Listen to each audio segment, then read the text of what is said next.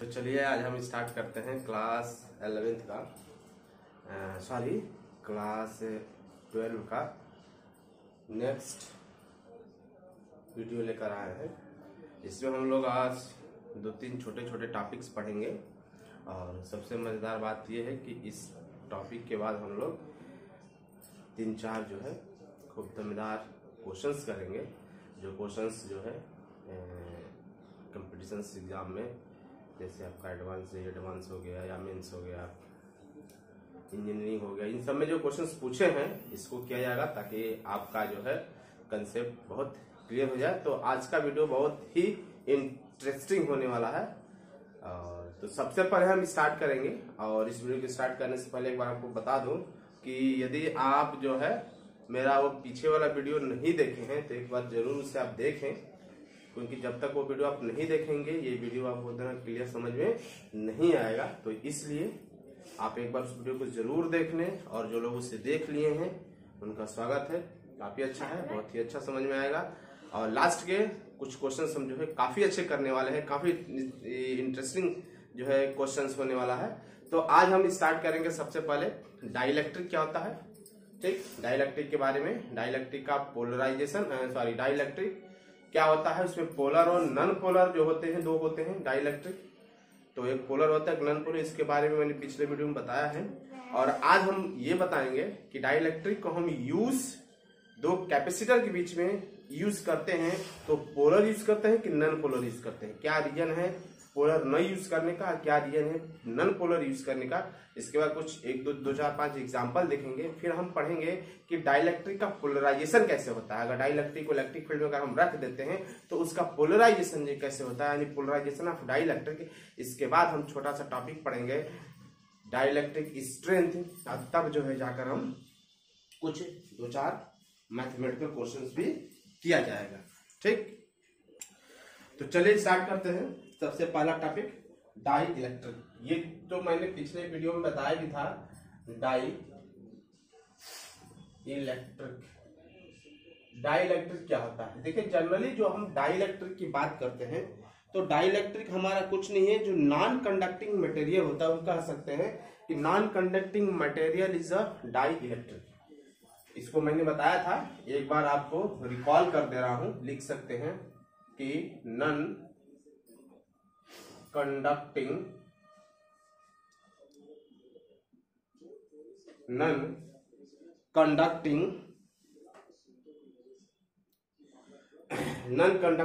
जो मटेरियल हमारा होता है, non conducting material is called dielectric. और चूंकि अब जो नॉन कंडक्टिंग की बात जब हम करते हैं तो आपको पता है कि नॉन कंडक्टिंग जो मटेरियल होता है वो जनरली 2 प्रकार का होता है, ठीक ना। नॉन कंडक्टिंग मटेरियल, एक होता है पोलर और दूसरा होता है नॉन पोलर। ये नॉन कंडक्टिंग मटेरियल होता है। तो सवाल उठता है कि non polar material, polar non polar होता है तो हम डाइलेक्ट्रिक के रूप में किसको यूज करेंगे, पोलर यूज करेंगे कि नॉन पोलर यूज करेंगे। अब पोलर क्या होता है, नॉन पोलर क्या होता है, इसके लिए मैंने एक अलग से सेपरेट वीडियो बना रखा है, आप चाहे तो वहां पर जाकर देख सकते हैं। तो जो पोलर मॉलिक्यूल, फिर भी मैं थोड़ा सा इसको मेमोराइज करा दे रहा हूं कि पोलर मॉलिक्यूल जो होता है इसके पास अपना खुद का डाइपोल मोमेंट होता है, लेकिन in the absence of electric field इसका नेट डाइपोल मोमेंट 0 होता है। जब इसको इलेक्ट्रिक फील्ड में रखते हैं तो जो इसके पास डाइपोल मोमेंट होता है उसी को क्या करता है, वो शो कर देता है। लेकिन नॉन पोलर जो मॉलिक्यूल्स होता है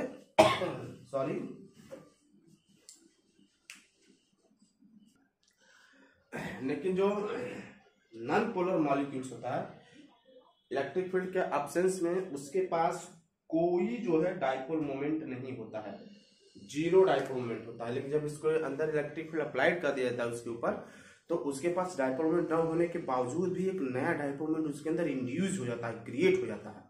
और इसी के चलते जब हम पोलर वाले को कैपेसिटर के बीच में रखते हैं तो कैपेसिटर के कैपेसिटेंस को इंक्रीज कर देता है। ठीक, तो इसलिए इसके पास भी होता है, ये नया इंड्यूस नहीं होता, इसके पास खुद का रहता है, वही शो कर देता है। लेकिन इसके पास न होते हुए भी इंड्यूस हो जाता है, जिसके चलते क्या है कि कैपेसिटर के बीच में अगर रखा जाता है तो कैपेसिटेंस बढ़ा देता है। इसलिए हम पोलर न लेकर नॉन पोलर मॉलिक्यूल्स का यूज करते हैं डाइलेक्ट्रिक के रूप में, दो कैपेसिटर के बीच में। कैपेसिटर क्या होता है अभी आप आगे पढ़ेंगे, ठीक। तो अब चूंकि हम एग्जाम्पल की बात करते हैं कि नॉन पोलर मॉलिक्यूल्स या डाइलेक्ट्रिक एग्जाम्पल क्या होगा, तो नॉन पोलर मॉलिक्यूल्स में बहुत कुछ आपका हो सकता है, एयर हो जाएगा, H2 गैस हो जाएगा आपका, ठीक, ये हो सकता है, माइका भी हो सकता है, कह सकते हैं, ये भी डाइलेक्ट्रिक के रूप में यूज कर सकते हैं, पैराफिन वैक्स भी कह सकते हैं, पैराफिन वैक्स भी कह सकते हैं, ठीक है, ग्लास भी कह सकते हैं, ग्लास भी हमारा डाइलेक्ट्रिक के रूप में, जो नॉन कंडक्टिंग मटेरियल होता है, ठीक ना, ट्रांसफार्मर आयन भी कह सकते हैं हम, ट्रांसफार्मर ऑयल भी कह सकते हैं, ठीक ना। तो ट्रांसफार्मर ऑयल, कभी कभी क्या होता है कि ट्रांसफार्मर ऑयल और वाटर में बड़ा कंफ्यूजन होता है, बहुत लोग कहते हैं वाटर को भी हम डाइलेक्ट्रिक के रूप में ले सकते हैं, लेकिन ट्रांसफार्मर वाटर और ट्रांसफार्मर ऑयल और वाटर में एक डिफरेंस होता है कि वाटर जो होता है हमारा पोलर मॉलिक्यूल्स होता है और ट्रांसफार्मर ऑयल जो होता है मेरा नॉन पोलर मॉलिक्यूल्स होता है। और मैंने अभी आपको बताया कि नॉन पोलर मॉलिक्यूल्स को डाइलेक्ट्रिक रूप में यूज करना ज्यादा बेटर होता है पोलर की अपेक्षा। इसलिए जहां तक मेरा कहना है कि आप वाटर की जगह हम ट्रांसफार्मर ऑयल अगर यूज करें तो ज्यादा बेटर होता है डाइलेक्ट्रिक के रूप में, ठीक। तो ये रहा हमारा कुछ डाइलेक्ट्रिक एग्जाम्पल। आज हम लोग जो डिस्कस करने वाले हैं वो है पोलराइजेशन ऑफ डाइलेक्ट्रिक, ठीक। एग्जाम्पल आप नोट कर ले तो हम आगे बढ़ते हैं। पोलराइजेशन ऑफ डाइलेक्ट्रिक, डाइलेक्ट्रिक होता क्या है और कौन हम यूज करते हैं, पोलर नॉन पोलर की यूज कौन सा यूज करते हैं, ज्यादा बेटर कौन होता है, तो पोलर होता है। क्यों होता है ये भी मैंने आपको अभी बताया, कुछ एग्जाम्पल मैंने देख लिया। ये सब जो है डाइलेक्ट्रिक रूप में, रबर भी कर सकते हैं, रबर भी इसमें आ जाएगा, ठीक। Polarisation of dielectric. अब चूंकि सवाल ये उठता है कि पोलराइजेशन होता क्या है, सबसे पहले तो ये समझेंगे कि डाइलेक्ट्रिक का पोलराइजेशन का मतलब क्या होता है। जैसे मान लीजिए कि ये कोई डाइलेक्ट्रिक मटेरियल है, ठीक, ये दफ्ती है, ठीक, पैड है, मान लीजिए कोई डाइलेक्ट्रिक मटेरियल है, इसके दो फेसेस पे, इस वाले फेस या इस वाले फेस पर इक्वल और अपोजिट चार्ज अगर किसी तरह हम इंड्यूस करते हैं, मान लीजिए इधर हम इस वाले फेसेस पे पॉजिटिव करते हैं तो इस वाले को नेगेटिव करते हैं, किसी तरह किसी प्रोसेस के द्वारा अगर इक्वल और अपोजिट चार्ज को अगर इसके बीच हम इंड्यूस करते हैं तो इसी प्रोसेस को हम बोलते हैं पोलराइजेशन ऑफ डाइलेक्ट्रिक। तो पोलराइजेशन का मतलब कुछ नहीं है, कह सकते हैं कि process of inducing equal and opposite charge of two faces of dielectric, dielectric के दो फेसेस पे on applying the electric field को अप्लाई करके, इलेक्ट्रिक फील्ड को अप्लाई करके उसके दो फेसेस के अपोजिट फेसेस पर अगर इक्वल और अपोजिट चार्ज अगर हम स्टोर कर देते हैं, इंड्यूस कर देते हैं, तो उसको हम बोलते हैं पोलराइजेशन ऑफ डाइलेक्ट्रिक। तो हम हेडिंग लगाएंगे क्या,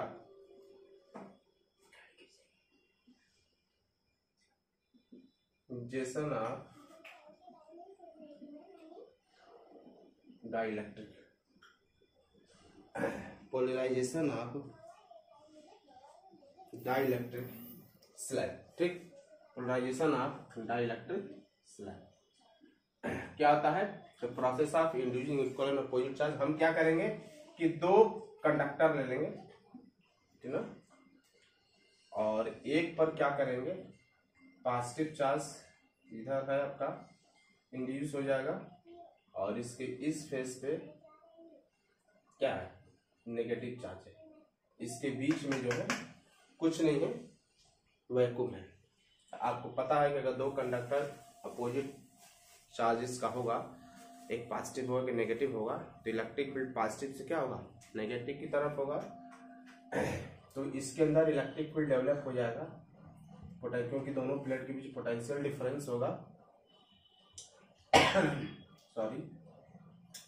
तो इलेक्ट्रिक फील्ड का जो डायरेक्शन होगा हमारा कुछ इस तरह का होगा। मान लेते हैं इसके बीच इलेक्ट्रिक फील्ड E0 है, हम साथ ही साथ ये भी सपोज कर लेंगे कि इस वाले प्लेट के ऊपर जो सरफेस चार्ज होगा वो प्लस सिग्मा होगा और इस वाले को मान लेते हैं माइनस सिग्मा होगा, ठीक, क्योंकि माइनस है इसलिए माइनस सिग्मा हो जाएगा। तो इलेक्ट्रिक फील्ड क्या हो जाएगा इन दोनों के बीच, इलेक्ट्रिक फील्ड की वैल्यू आपको पता है कि इलेक्ट्रिक फील्ड ई नॉट क्या हो जाएगा, एप्सिलॉन सिग्मा बाई में एप्सिलॉन नॉट होगा। यहाँ पे इलेक्ट्रिक फील्ड इन दोनों प्लेट के बीच की वैल्यू ई हुई, E not equal to sigma by epsilon not के बराबर हो जाएगा, ये आपको पता है। ओके, अब क्या करेंगे हम, इसके बीच एक डाइइलेक्ट्रिक मटेरियल लगा देंगे। इसके बीच एक डाइइलेक्ट्रिक मटेरियल मान लेते हैं, यहाँ पर मैंने एक डाइइलेक्ट्रिक मटेरियल यहाँ पर लगा दिया। तो आपको पता है कि जैसे ही डाइइलेक्ट्रिक मटेरियल लगाएंगे, डाइइलेक्ट्रिक मटेरियल के अंदर जो एटम होगा उसका क्या होता है, पोलराइजेशन स्टार्ट हो जाता है। तो इसके अंदर जो एटम होगा वो कुछ इस तरह क्या होगा, अपने आप को अरेंज कर लेगा। पोलराइजेशन होगा इस तरह जो होगा, पोलराइजेशन हम इसको स्टार्ट कर लेंगे। क्या होगा, इस तरह जो है एटम अपने आप को इलेक्ट्रिक फील्ड के डायरेक्शन में एलिग्न कर लेगा ऐसे, क्योंकि एटम के ऊपर क्या करेगा, एक इलेक्ट्रिक फील्ड लगेगा। इलेक्ट्रिक फील्ड लगने के चलते सारे एटम जो है इलेक्ट्रिक फील्ड के डायरेक्शन में, तो डाइइलेक्ट्रिक के अंदर का जो इलेक्ट्रॉन्स होगा, सॉरी एटम जो होगा, अपने आप को इस तरह इलेक्ट्रिक फील्ड के डायरेक्शन में क्या होगा। ये मैंने आपको बताया है कि जब भी किसी डाइइलेक्ट्रिक मटेरियल को इलेक्ट्रिक फील्ड में रखते हैं तो उसके एटम्स के ऊपर फोर्स, जैसे मान लीजिए कोई कंडक्टर है, कंडक्टर के ऊपर क्या होता है, यदि इसके ऊपर इलेक्ट्रिक फील्ड अप्लाई कर देते हैं तो इसके अंदर जो एटम्स होते हैं, ये जो एटम्स होते हैं इसके ऊपर फोर्स लगता है। एटम क्या आता है, अपने आप को उसी डायरेक्शन में एलिग्न कर देते हैं। जैसे इसमें जो है, क्योंकि ये डाइपोल के फॉर्म में होता है ना, एक प्लस होगा एक माइनस होगा, तो क्या करेगा, ये उसी के डायरेक्शन में नेगेटिव चार्ज, मान लीजिए कि इसमें प्लस चार्ज हो, प्लस चार्ज भी हो, माइनस चार्ज भी हो, प्लस चार्ज भी हो, इस तरह सब माइनस चार्ज प्लस चार्ज एक दूसरे से डिस्ट्रीब्यूटेड है। तो जैसे इलेक्ट्रिक फील्ड अप्लाई करेंगे, क्या करेंगे, प्लस चार्ज एक तरफ आना शुरू कर देगा, अब माइनस क्या होगा, एक तरफ आना शुरू कर देता है। ठीक, तो इसमें प्लस और माइनस का सेपरेशन होने लगता है कंडक्टर की। मैंने पिछले वीडियो में बताया था कि जब कंडक्टर को इलेक्ट्रिक फील्ड में रखते हैं तो पॉजिटिव चार्ज एक तरफ इसके सरफेस की एक तरफ आएगा, नेगेटिव सरफेस के दूसरी तरफ आना स्टार्ट हो जाएगा। पॉजिटिव चार्ज पे फोर्स लगता है कितना, F बराबर क्यू ही इलेक्ट्रिक फील्ड के डायरेक्शन में, और नेगेटिव चार्ज पे फोर्स लगता है F बराबर कितना, माइनस क्यू जो इलेक्ट्रिक फील्ड के अपोजिट डायरेक्शन में होता है।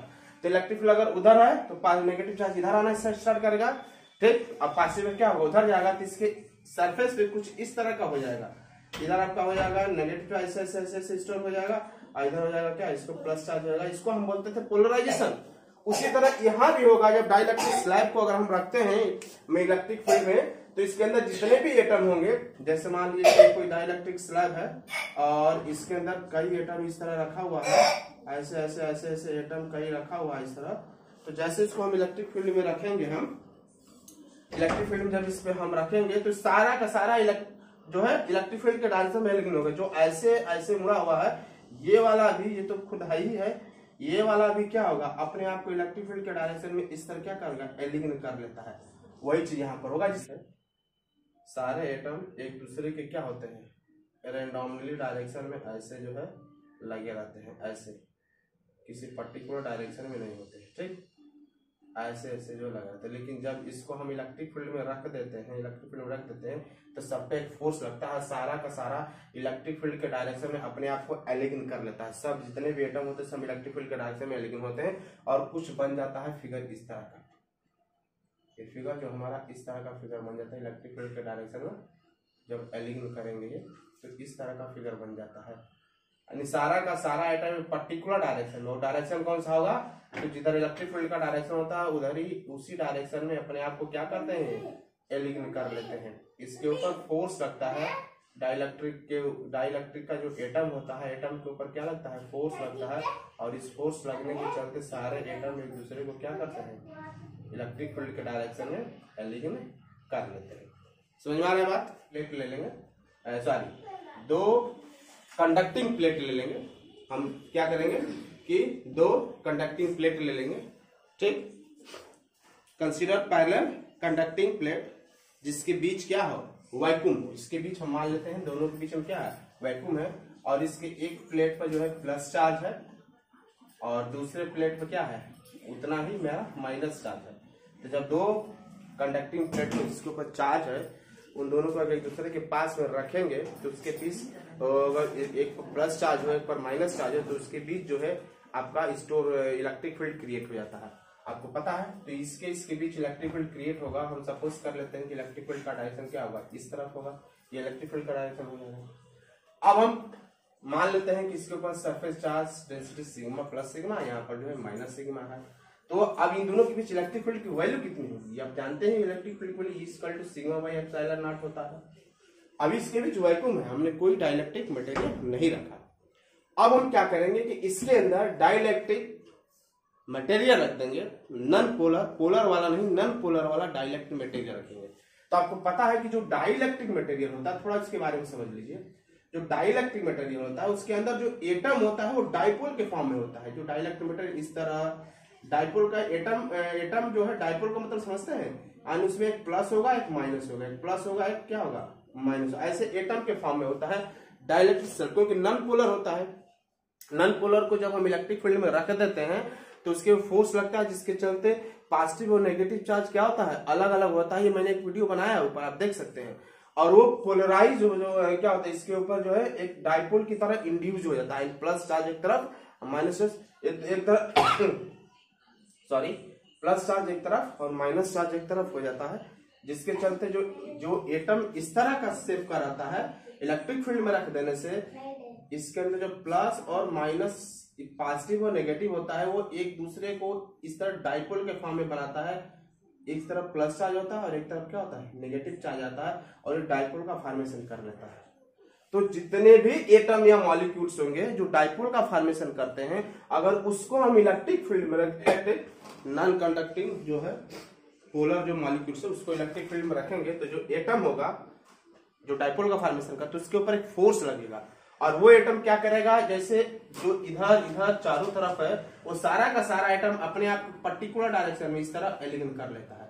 फोर्स लगने के चलते सब एक पर्टिकुलर डायरेक्शन में हो जाएगा। तो इसी तरह अगर यहाँ पर हम कोई अगर रखते हैं डाइलेक्ट्रिक मटेरियल, कोई अगर डाइलेक्ट्रिक मटेरियल यहाँ पर हम रख दें ऐसे, तो इसके अंदर जितने भी एटम या मॉलिक्यूल्स होगा जो डाइपोल का फॉर्मेशन करता है सबके ऊपर इस इलेक्ट्रिक फील्ड के चलते फोर्स लगेगा। अब फोर्स लगने के अंदर इसके अंदर जितने भी एटम होंगे इस तरह का सब एक पर्टिकुलर डायरेक्शन में एलिगन हो जाता है और सारा का सारा कुछ इस तरह का एलिगन हो जाता है पर्टिकुलर डायरेक्शन में ऐसे, ठीक। ये पर्टिकुलर डायरेक्शन में एलिगन होगा, इस तरह पर्टिकुलर डायरेक्शन में एलिगन हो जाएगा। सबका सब एटम, सारे के सारे एटम एक दूसरे को अपने आप को इलेक्ट्रिक फील्ड के डायरेक्शन में एलिगन कर लेते हैं। क्योंकि ये डाइपोल होता है तो डाइपोल होगा तो इसमें एक प्लस चार्ज होगा एक माइनस चार्ज होगा, ठीक। क्योंकि डाइपोल में एक पॉजिटिव चार्ज तो नेगेटिव चार्ज होता है, इधर वाला माइनस ये प्लस ये माइनस प्लस, इस तरह जो होता है डाइपोल में पता ही है कि डाइपोल किसको बोलते हैं, equal and opposite charges separated by some distance.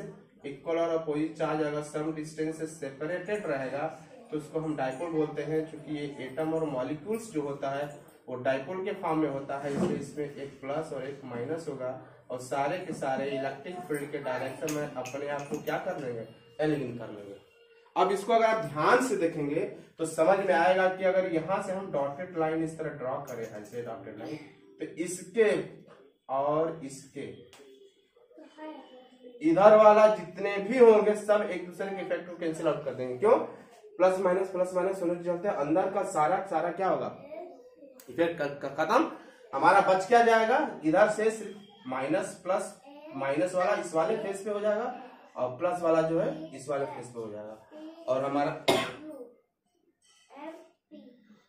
Sorry और हम यही तो चाहते थे कि डाइलेक्ट्रिक के दो अपोजिट फेस पे इक्वल और अपोजिट चार्ज को किसी तरह अगर हम इंड्यूस कर देते हैं तो इसी को हम क्या बोलते हैं, पोलराइजेशन ऑफ डाइलेक्ट्रिक। यानी हम अगर इस तरह जो है पॉजिटिव और नेगेटिव स्टोर हो जाएगा इसके ऊपर तो हम कहेंगे कि डाइलेक्ट्रिक का पोलराइजेशन हो गया।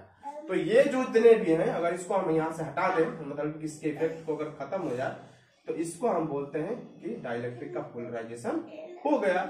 अब जब डाइलेक्ट्रिक का पोलराइजेशन हो जाता है तो आप देख रहे हैं कि इसके अपोजिट फेसेस पे एक फेसेस पे क्या है नेगेटिव चार्ज, एक फेसेस पे पॉजिटिव चार्ज। इसको थोड़ा हम बढ़िया से लिख लें, ऐसे कर लें। नेगेटिव चार्ज को जनरली हम थोड़ा ऐसे दिखाते हैं कि इसके एक फेस पे क्या बचेगा, सिर्फ नेगेटिव चार्ज बचेगा और एक फेस पे क्या बचेगा, सिर्फ पॉजिटिव चार्ज, सिर्फ यहाँ नेगेटिव चार्ज बचेगा और इसके एक फेस पे क्या बचेगा, सिर्फ पॉजिटिव चार्ज बचेगा। और इस तरह नेगेटिव और पॉजिटिव इसके दोनों अपोजिट फेस पे जाके क्या रीडिस्ट्रीब्यूशन हो गए। पहले इसमें सब फैले हुए थे, लेकिन जब इसको इलेक्ट्रिक फील्ड में रखें तो एक तरफ नेगेटिव चार्ज चला गया, एक तरफ पॉजिटिव चार्ज चला गया, और ये रीडिस्ट्रीब्यूशन होने के चलते कि एक फेस पर पॉजिटिव हो गया, एक दूसरे फेस पर नेगेटिव हो गया, और इस प्रोसेस को हम बोलते हैं पोलराइजेशन। और ऐसा हो जाने से इसके अंदर एक नया इलेक्ट्रिक फील्ड क्रिएट हो जाता है, पॉजिटिव से नेगेटिव, इसको हम बोलते हैं ईपी। भाई इसके अपोजिट फेस पे यहाँ पर नेगेटिव यहाँ पॉजिटिव होगा, तो इसके अंदर भी एक इलेक्ट्रिक फील्ड क्रिएट होगा। तो ये इलेक्ट्रिक फील्ड इधर की तरफ क्रिएट हो जाता है। हम सपोज कर लेते हैं यहाँ पर माइनस सिग्मा होगा और यहाँ पर प्लस सिग्मा होगा। और ये इलेक्ट्रिक फील्ड क्या होता है, बाहर वाले इलेक्ट्रिक फील्ड के इफेक्ट को कैंसिल आउट करेगा। अब कोई जरूरी नहीं है कि जितना इधर का इलेक्ट्रिक फील्ड है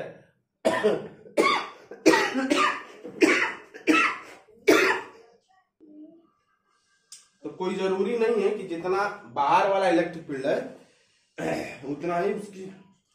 उतना ही वैल्यू जो है अंदर वाले इलेक्ट्रिक फील्ड का ही होगा। हो सकता है बाहर वाले इलेक्ट्रिक फील्ड 10 हो और अंदर वाले इलेक्ट्रिक फील्ड 8 हो, तो सब्ट्रैक्ट करेंगे तो भी क्या होगा, ज्यादा ही होगा, कुछ ना कुछ इलेक्ट्रिक फील्ड बचेगा। मतलब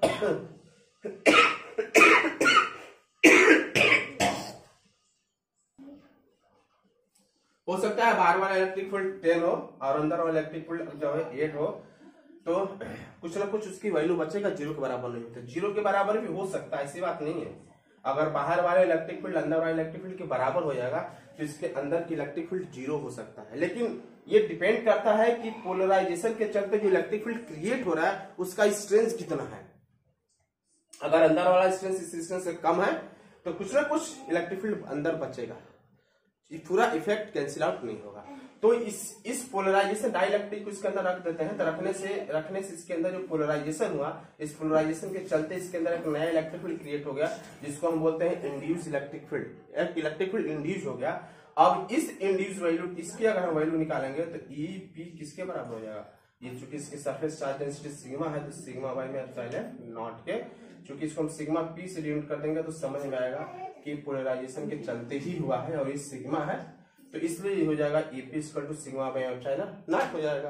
अब नेट इलेक्ट्रिक फील्ड अगर हम ई की बात करते हैं तो क्या हो जाएगा, इसमें से इसको सब्ट्रैक्ट करेंगे तो ई नॉट माइनस ई पी हो जाएगा, और ई जो हमारा हो जाएगा यहाँ पर रख देंगे इसकी वैल्यू, यहाँ से सिग्मा बाई में epsilon not minus sigma P by में एप्सिलॉन नॉट, और इसका अगर हम एलसीएम लेते हैं तो हो जाएगा सिग्मा माइनस सिग्मा पी, और ये जो ई होता है इसको हम बोलते हैं reduce value of electric field.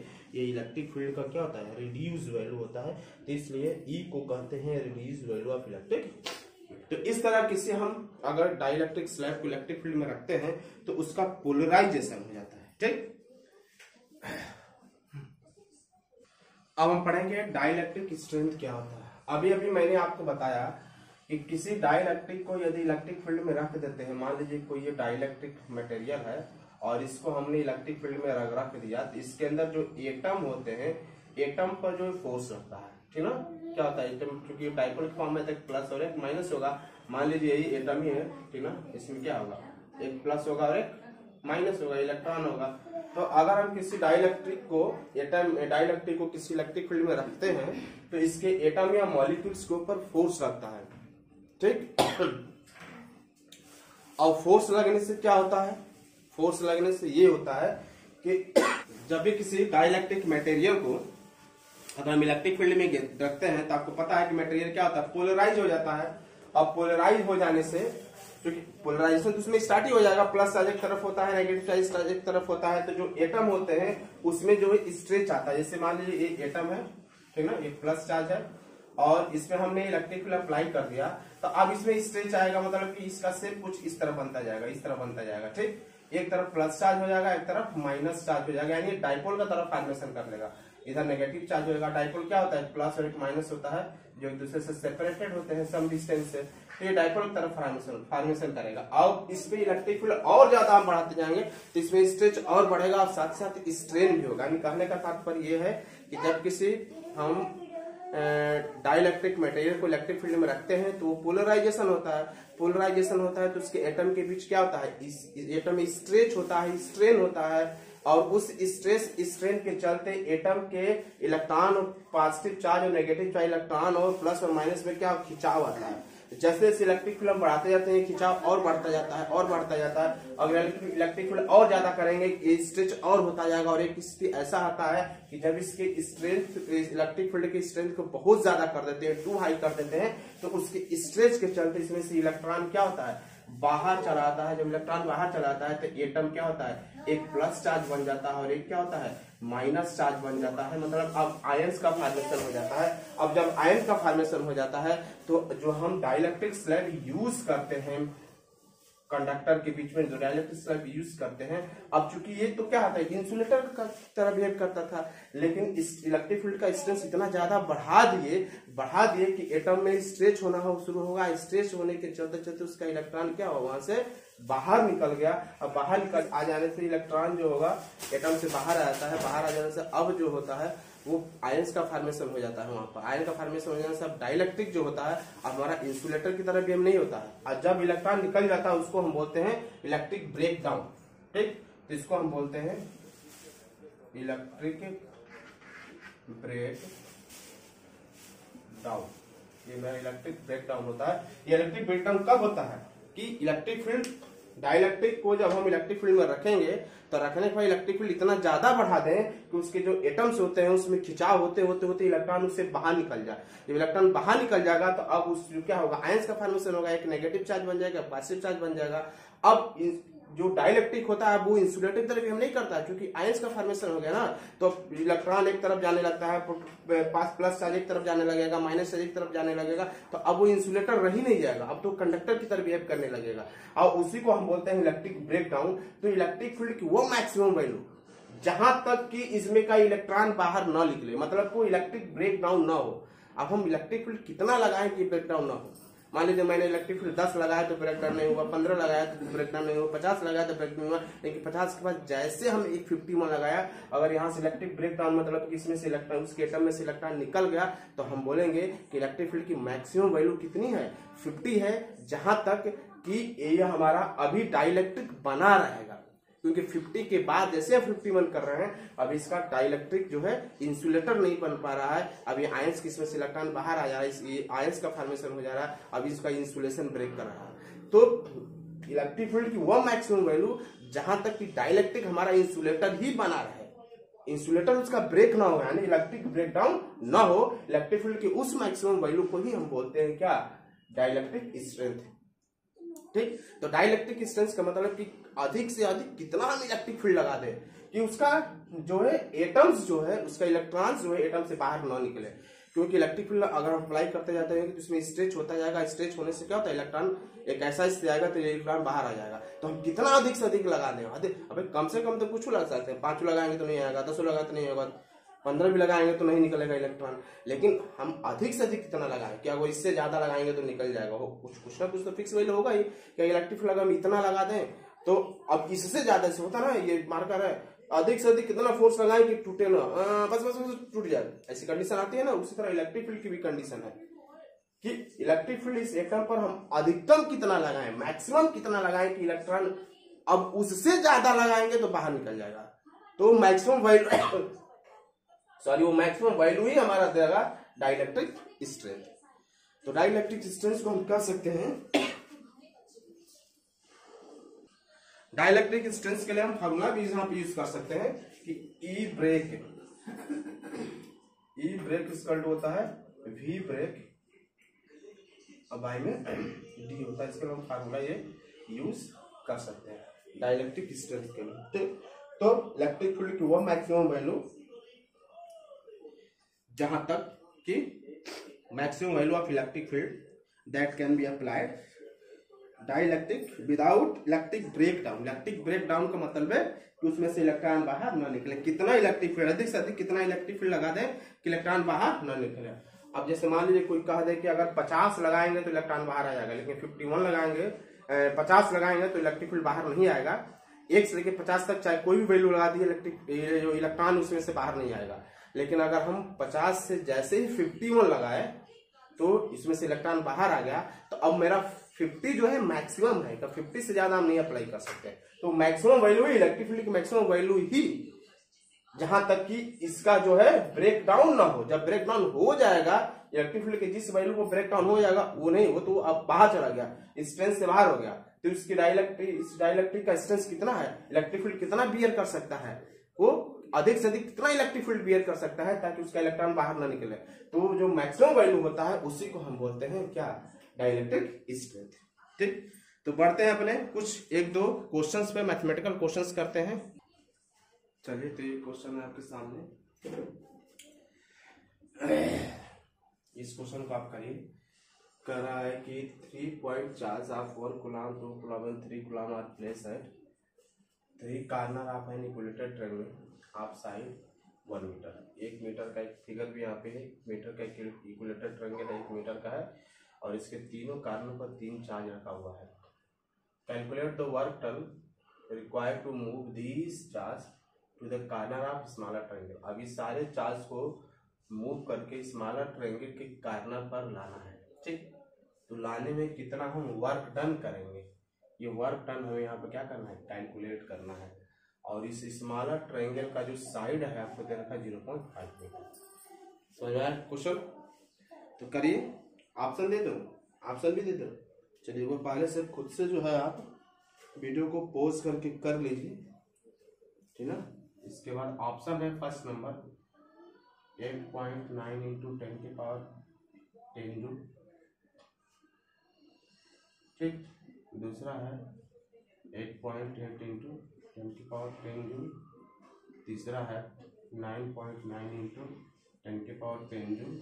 और चौथा है नॉन ऑफ दिस NOT। ठीक, करिए, सॉरी। चलिए, तो स्टार्ट करते हैं।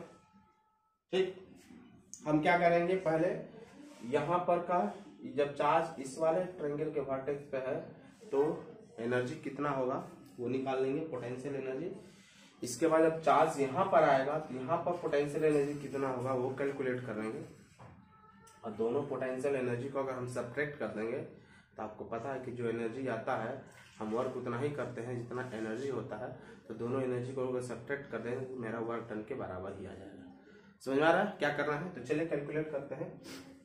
पहले हम पोटेंशियल एनर्जी निकालेंगे बड़े वाले ट्रायंगल के लिए। तो इसके लिए अगर हम UI कर दें फाइनल, सॉरी इनिशियल, तो आपको पता है कि अगर कई चार्ज आपको लगे हो तो प्रिंसिपल ऑफ सुपर पोजिशन से आपको पता है कैसे हम निकालते हैं। उसके लिए फार्मूला आपको पता है क्या होता है, Q1 Q2 बाई ये वाला साइड, ठीक, इसके बीच की साइड का क्या हो जाएगा AB हम कह सकते हैं, प्लस Q2 Q3, या भी नहीं करेंगे तो आप लिख सकते हैं R12 या R23, वही आपका हो जाएगा। इन दो चार्ज के चलते अगर हम बात करें तो Q1 Q3 ये हो जाएगा R1,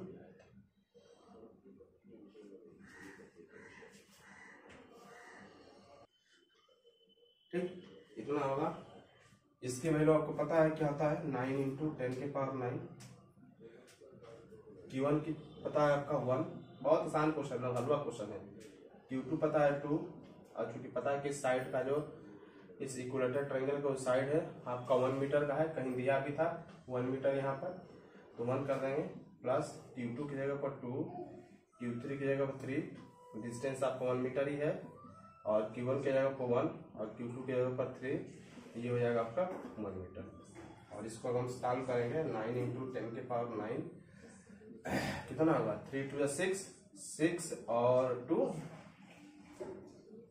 8 और 3 11 हो जाएगा। तो सब मिलाकर आपको कितना हो जाएगा 99 इंटू 10 के पावर 9, इसको लिख सकते हैं 9.9 इंटू 10 के पावर 10, क्योंकि ऑप्शन में देख रहे हैं सब 10 के पावर 10 में दिया है, तो जनरली इसको हम 10 के पावर 10 में ही कन्वर्ट कर लेंगे तो ज्यादा बेटर रहेगा। ठीक, हमने यहाँ पर चार्ज जब बड़े वाले ट्रायंगल के वर्टेक्स के साथ पोटेंशियल एनर्जी कितना होगा वो मैंने कैलकुलेट कर लिया।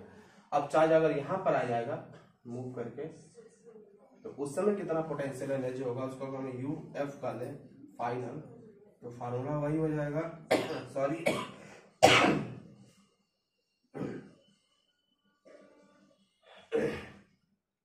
फार्मूला वही होगा Q1 Q2 बाई R1।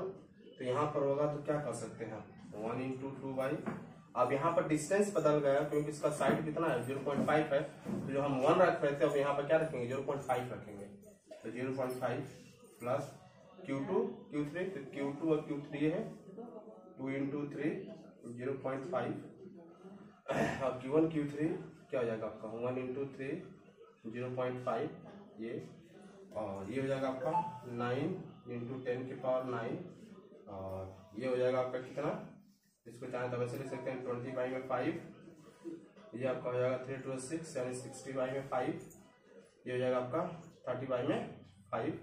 और इसको हम यहाँ पर सॉल्व करें, यहाँ पर सॉल्व करें तो कह सकते हैं यहाँ पर हम UF इक्वल टू क्या बन जाएगा मेरा 9 इंटू 10 टू द पावर 9, और ये आपका हो जाएगा क्या, इसको रिड्यूस करेंगे तो 4 हो जाएगा, कितना होगा 12 5 60 हो जाएगा, 6 5 30 यानी 12 6 18 18 4 22 हो जाएगा। तो सब मिलाकर यहाँ पर 22 होगा, और मल्टीप्लाई करेंगे तो 2 9 जाए 9 2 18 8 19 इंटू 10 के पावर 9 होगा, इसको हम लिख सकते हैं 19.8 इंटू 10 के पावर 8।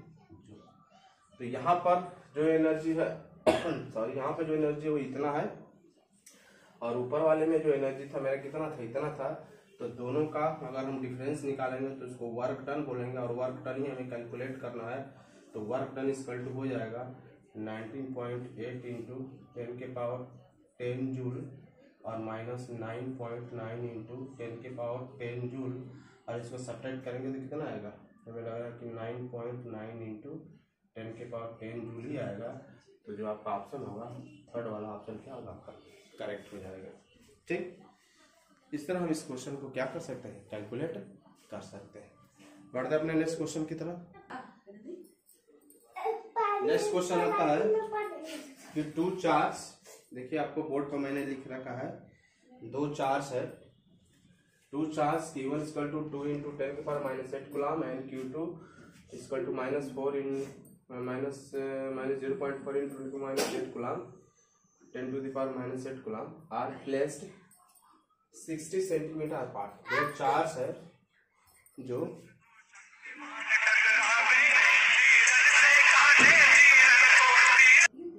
ठीक दोनों एक दूसरे से 60 सेंटीमीटर के डिस्टेंस पे क्या है रखेंगे, यानी ये चार्ज Q1 है, चार्ज फिगर भी दे रखा है, करा सोन इन द फिगर भी यहाँ पर ड्रा कर रखा है। तो 60 सेंटीमीटर के डिस्टेंस पे दोनों को रखा गया, यहाँ पे चार्ज है और यहाँ पे चार्ज है। करा थर्ड चार्ज Q3, तीसरा चार्ज Q3 है जिसकी वैल्यू है 0.2 इंटू 10 के power -8 coulomb are move along the arc of circle of radius. एक थर्ड चार्ज है जो एक ऐसे सर्कल पे मूव कर रहा है आर्क के लंग जिसका रेडियस क्या है, रेडियस 80 है। यानी ये चार्ज यहाँ पर मान लीजिए आपको चार्ज है तो 80 सेंटीमीटर रेडियस का एक आर्क ले लेंगे और उस आर्क पर जो है इसको हम मूव करा रहे हैं। ठीक, तो ये कोई चार्ज है, मान लीजिए Q1 चार्ज है और एक Q2 चार्ज है। तो Q1 Q2 तो एक दूसरे से 60 सेंटीमीटर के डिस्टेंस पर है, लेकिन हमें एक ऐसे आर्क, ऐसा एक सर्कल बनाना है जिसका रेडियस क्या हो, ये 60 ना हो, ऐसा बनाना है जिसका रेडियस क्या हो 80 हो। 80 वाले रेडियस के आर्क पर थर्ड चार्ज मूव कर रहा है। तीसरा चार्ज जो है जिस आर्क पर मूव कर रहा है वो आर्क क्या होगा 60 नहीं होगा, 60 रहता तब तो ये आर्क क्या होता है यहीं पर आके मिल जाता है, लेकिन ये 60 नहीं 80 है। तो क्लियर है कि ये वाला जो है इस आर्क के अंदर ही हो जाएगा पॉइंट, क्योंकि ये वाला जो इस सर्कल का रेडियस बड़ा है और ये डिस्टेंस छोटा है, तो जो हम आर्क बनाएंगे उस डिस्टेंस से आगे से होता हुआ जाएगा। जैसे कि फिगर में दिखाया भी है, ये आर्क यहाँ से लेके यहाँ तक गया है, जबकि दोनों चार्ज इनिशियल इतने ही डिस्टेंस पे है, यानी ये वाला डिस्टेंस ज्यादा है और ये जो आर्क है मतलब ये पूरा सर्कल जो बनेगा उसका रेडियस ज्यादा है, कितना है 80 है, 80 सेंटीमीटर का आ रहा है। ठीक, तो ऐसे जो है 80 सेंटीमीटर के आर्क पर एक चार्ज जो है मूव कर रहा है centimetre sorry from C to D सी से डी तक जो है मूव कर रहा है। ठीक, आपको क्या कैलकुलेट करना है, compute the percentage charge in the energy of the system. System में जो एनर्जी होगा कितने परसेंटेज होगा ये आपको कैलकुलेट करना है। तो वीडियो को पॉज करिए और करिए, ऑप्शन दे दो। चलिए, इसका ऑप्शन आपका हो जाएगा, फर्स्ट वाला ऑप्शन आप नोट कर लीजिए 76.2%, 78.2%, 79.2% एंड 80.2%। खुद से एक बार कोशिश करिए तो फिर मैं इसे बताऊंगा। ठीक हो गया, वीडियो को नोट कर लीजिए, इसके बाद तो फिर से करिए। चलिए कैलकुलेट करते हैं। ठीक, क्या है, पहले हम क्या करेंगे कि ये दोनों चार्ज के बीच पहले स्टार्टिंग में हम ये सपोज कर लेंगे कि थर्ड वाला चार्ज यहाँ पर है, तो यहाँ पर होगा, तो क्योंकि इसी पाथ के अलॉन्ग मूव कर रहा है तो पहले हम सपोज कर लेंगे कि चार्ज पहले यहाँ पर है, तो यहाँ पर होगा तो Q1 से उसका डिस्टेंस कितना होगा और Q2 से डिस्टेंस कितना होगा।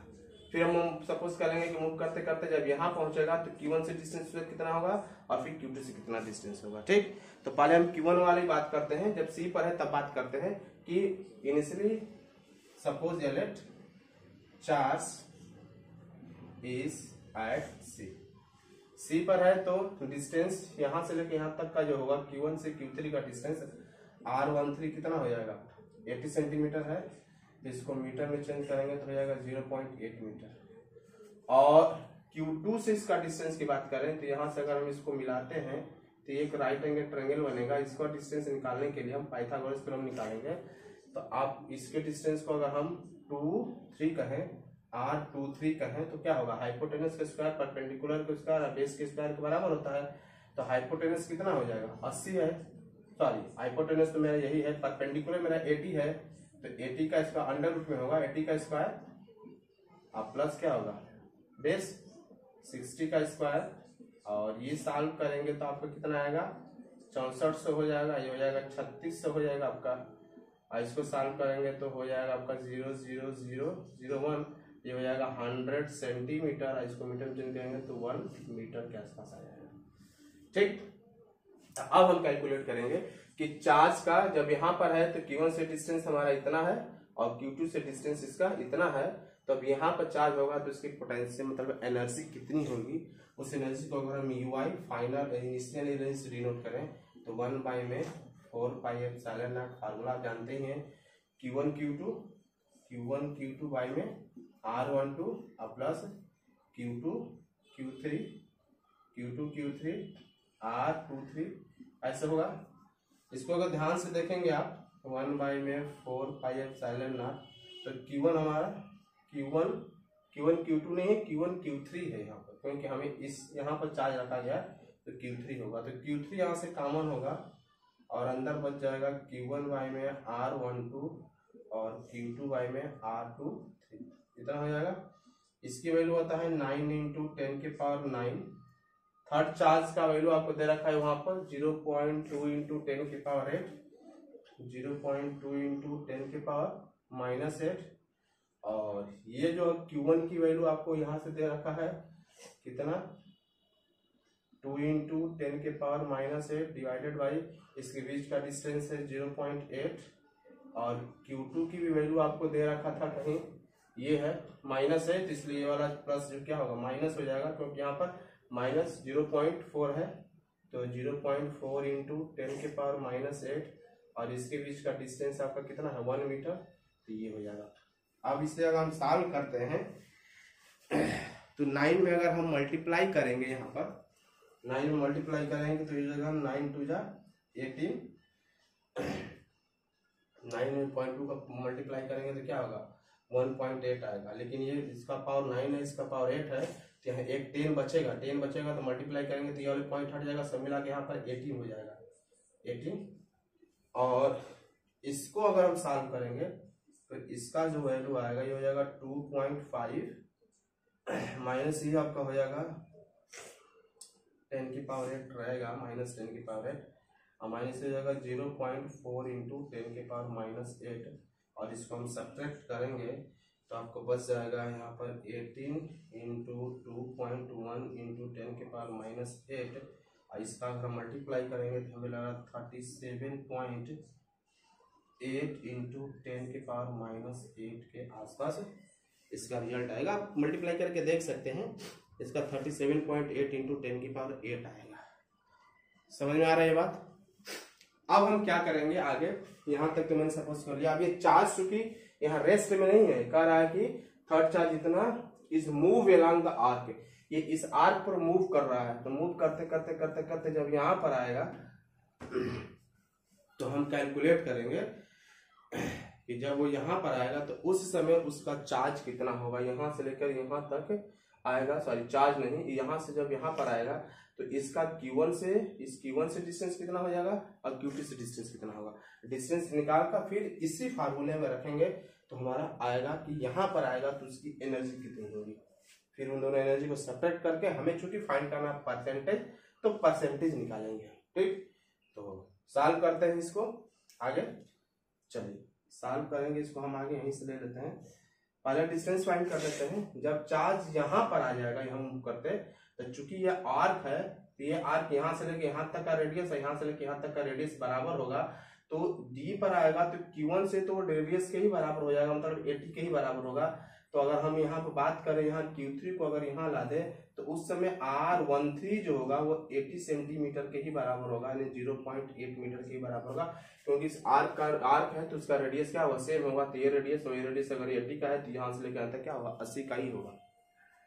लेकिन Q3 की बात करें, सॉरी Q2 से Q3 की डिस्टेंस की बात करें, R23 की बात करें तो पूरा 80 हो जाएगा, ये 60 होगा। तो ये कितना हो जाएगा मेरा, ये 20 का हो जाएगा, 20 सेंटीमीटर। और इसको अगर हम मीटर में चेंज करेंगे तो 0.2 मीटर हो जाएगा। अब बस इसी फार्मूले पर हमें रख देना है। इसको UF का दे तो 1/4πε0 क्या हो जाएगा, Q1 और Q3 Q3/R13 और Q3/R23। यहाँ से हो जाएगा 1/4πε0। यहाँ से Q3 अगर कॉमन ले लेते हैं तो आपको हो जाएगा Q1, वही बात है 13 और Q2 R23 होगा। ठीक, देख लें नीचे से दिख रहा है कि नहीं, तो फिर आगे आपका, हाँ अभी दिखेगा। ठीक, इसकी वैल्यू हम क्या लिख सकते हैं, 9 इंटू 10⁹ ये Q3 है, क्योंकि Q3 हमने बाहर निकाला है। Q3 की वैल्यू आपको यहाँ से पता है 0.2 इंटू 10⁻⁻8 और Q1 की वैल्यू आपको पता है क्या, ये 2 इंटू 10⁻⁸। क्योंकि यहाँ पर डिस्टेंस कितना है, 8 है, तो 0.8 हो जाएगा, माइनस हो जाएगा क्योंकि चार्ज माइनस है Q2 वाला। तो हो जाएगा 0.4 इंटू 10⁻⁸ और डिवाइडेड बाई आपका कितना हो जाएगा, यहाँ पर जो है डिस्टेंस है 0.2।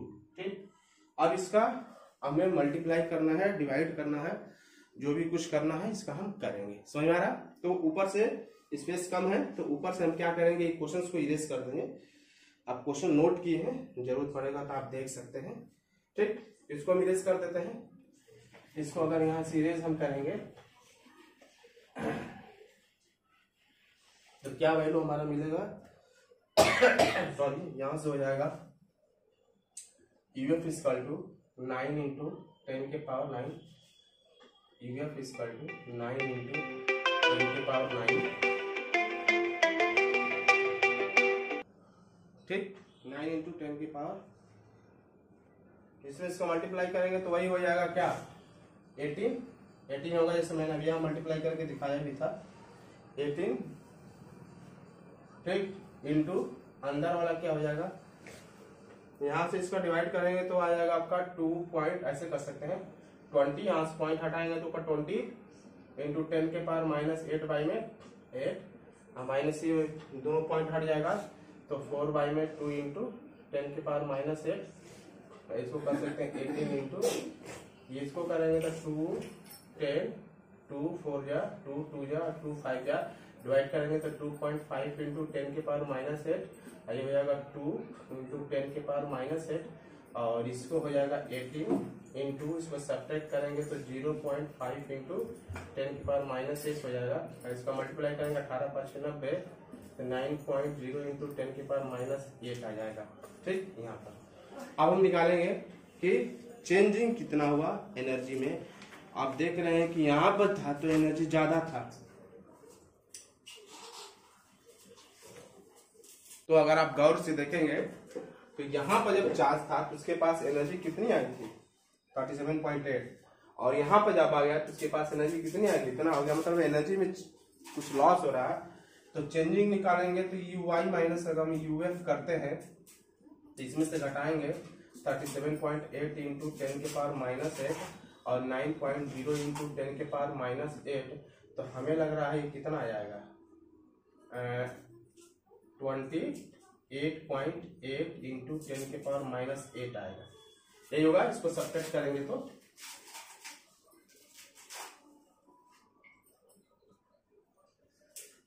ठीक कितना होगा, सब्ट्रैक्ट करेंगे तो आ गया। अब हमें निकालना है परसेंटेज, तो परसेंटेज निकालना है तो ये चेंज है और इनिशियल क्या है ये है, इन दोनों को डिवाइड कर देंगे तो परसेंटेज निकलेगा।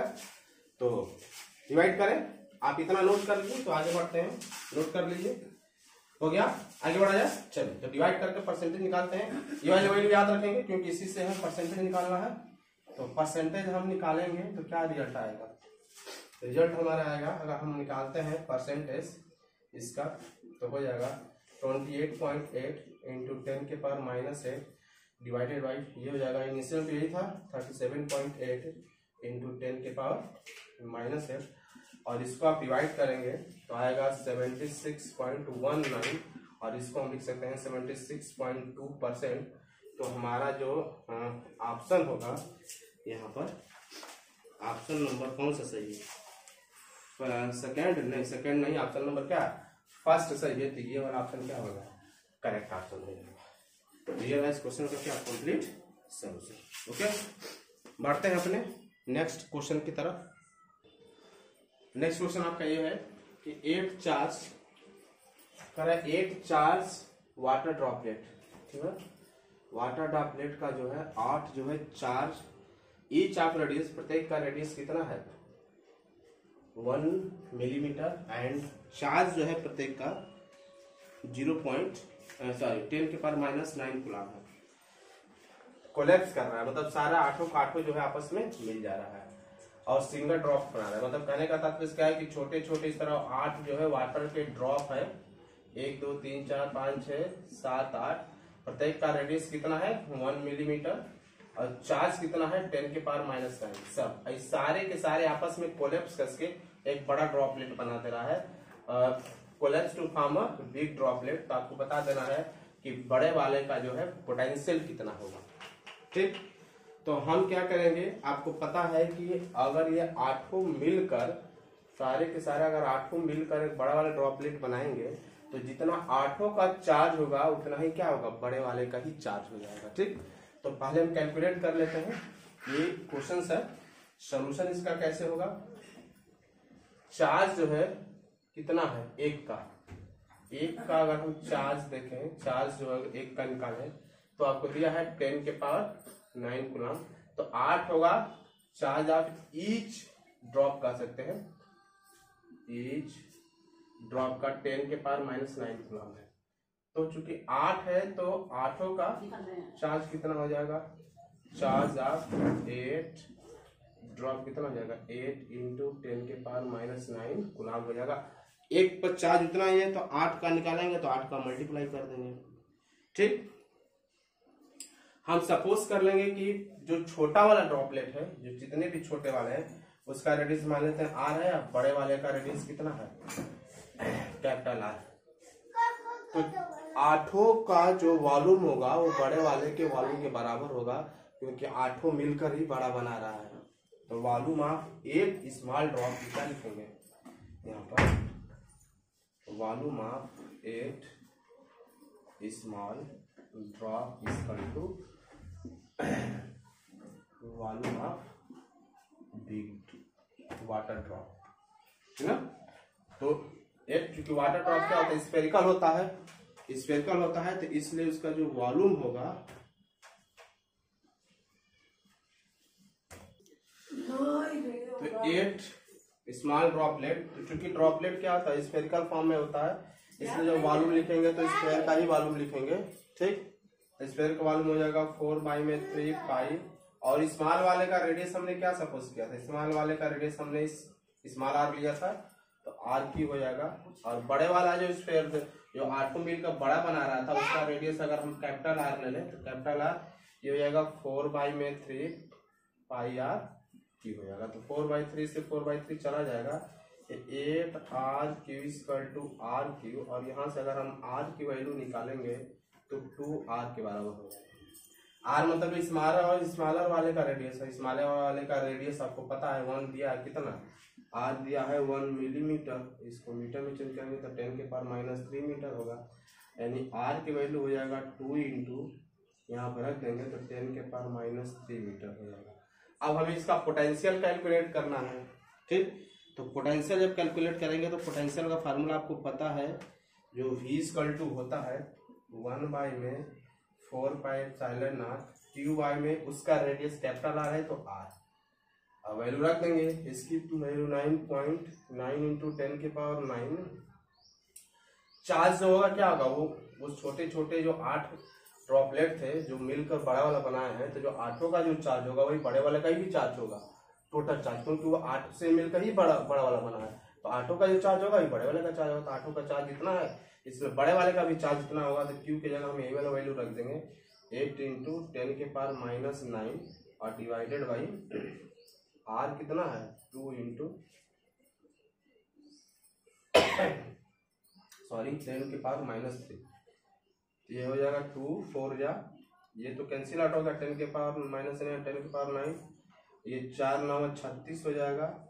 और जब ऊपर जाएगा तो 10⁻³ हो जाएगा। इसको हम ऐसे लिख सकते हैं 3.6 इंटू 10⁻⁴ वोल्ट। तो ये हो जाएगा बड़े वाला जो ड्रॉपलेट होगा उसका पोटेंशियल। नोट करिए इसे आप। तो ये आपका 3 क्वेश्चन मैंने सॉल्व कराया। इस 3 क्वेश्चन में से स्टार्टिंग के जो 2 क्वेश्चन थे वो रुड़की इंजीनियरिंग और आईआईटी में आया पूछा हुआ क्वेश्चन था। और ये क्वेश्चन मैंने एक आपको करा दिया, अच्छा क्वेश्चन था, छोटा था, स्मॉल था, लेकिन बढ़िया क्वेश्चन था। तो ये क्वेश्चन आप नोट करिए और इसी तरह से क्वेश्चन आप प्रैक्टिस करते रहिए। अगर कोई डाउट्स भी आपके सामने आता है तो आप कमेंट्स के माध्यम से पूछ सकते हैं। तो मिलते हैं हम अपने नेक्स्ट वीडियो में कुछ नए क्वेश्चंस और नए टॉपिक के साथ। तब तक के लिए bye, best of luck, thanks for watching.